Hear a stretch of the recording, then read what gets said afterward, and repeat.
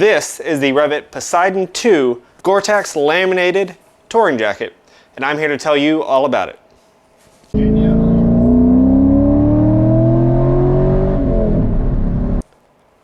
So I'm wearing the Poseidon 2. This is a fully Gore-Tex 2-layer laminate from Rev'It. Rev'It has really been one of my favorite moto gear companies. They have kind of the best fitting for my body type apparel that I've found. This is advertised as their fully waterproof touring jacket. It has lots of ability with the actual laminated Gore-Tex shell without a lot of the bulk and complexity that comes in their higher end packages. So you're still getting this at not a cheap price, but not an outrageous price for the Gore-Tex name. Now, one of the issues that I found, and one of the reasons I got this jacket, is that I wanted Gore-Tex lamination. There are lots of ways you can get a waterproof jacket now in 2023.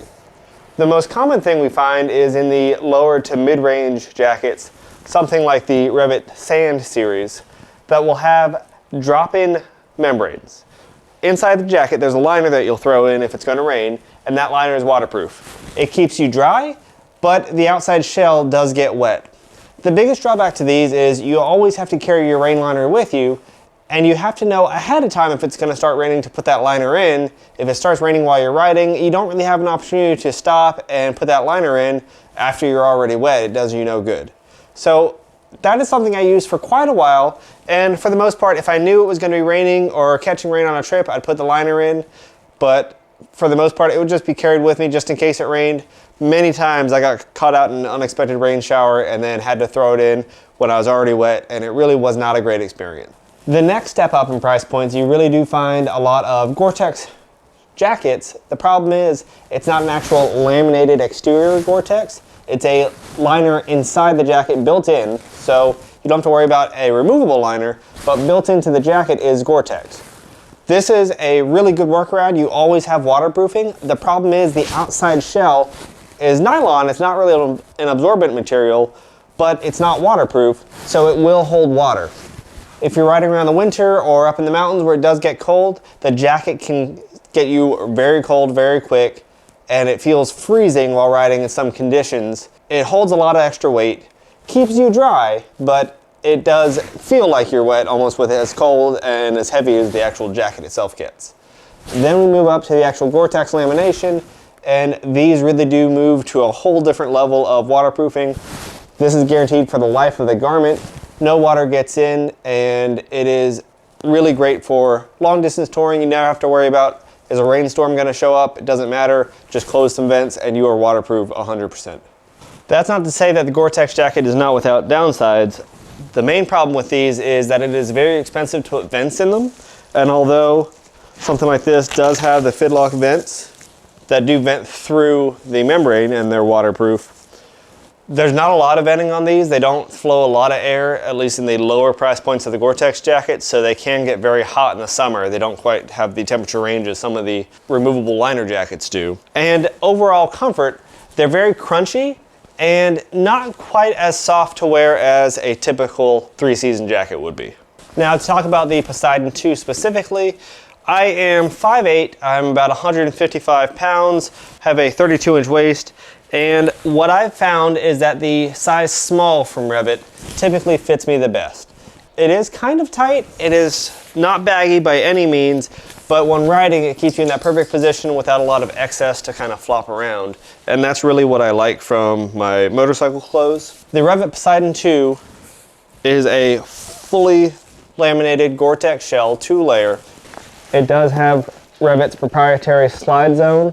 It does have armor built into the shoulders, to the elbows, and it does have their Seasoft removable back protector available. Not something they include in the jacket, and I think that's an oversight, especially for this price point, but make sure you get it. It works well.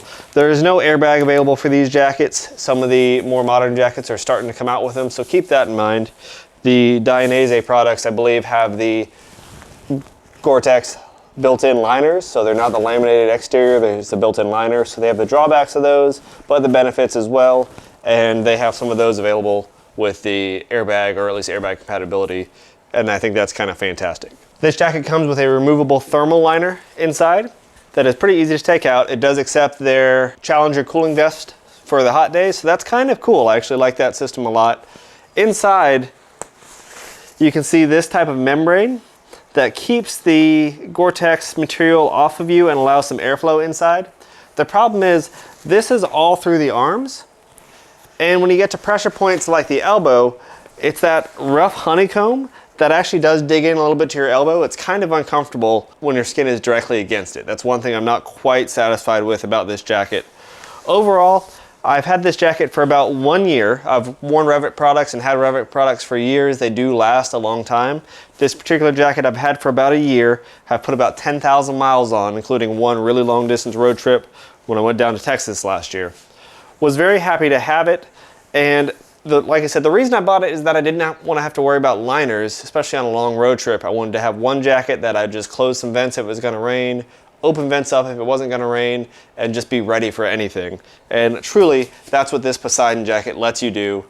There are some higher price ones that offer a little bit more functionality as far as pockets and storage, but those really went up in price very fast. This was the most reasonable price point I could find for a Gore-Tex laminated shell in any brand. Venting is decent with this jacket. Like I said, on the front, it has these waterproof magnetic fidlock pockets with a mesh that vents directly through the shell, right around the Gore-Tex, so you get airflow directly into the jacket. We do have exhaust vents here on the back that open up in a way that water doesn't really get through to them, but it offers a big area in the back for air to be pulled out of the jacket. And then we have probably my least favorite vents up here on the upper arms. And maybe for some riding styles they work, but for the upright touring riding style, this really just ends up closing on itself. I don't get much air through these shoulder vents.